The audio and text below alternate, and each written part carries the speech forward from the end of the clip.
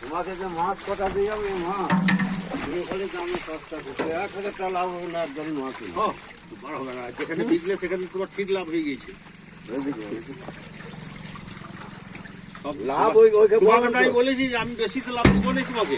তোমাকে 1,000 টাকা দেবা না, 3-4টে লোক আসবে বললেন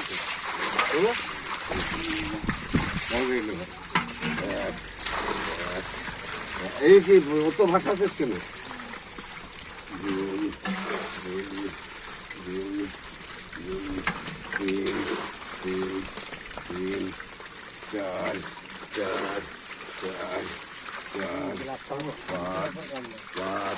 1 গ্লাস কাপ গেল দেখো 5 6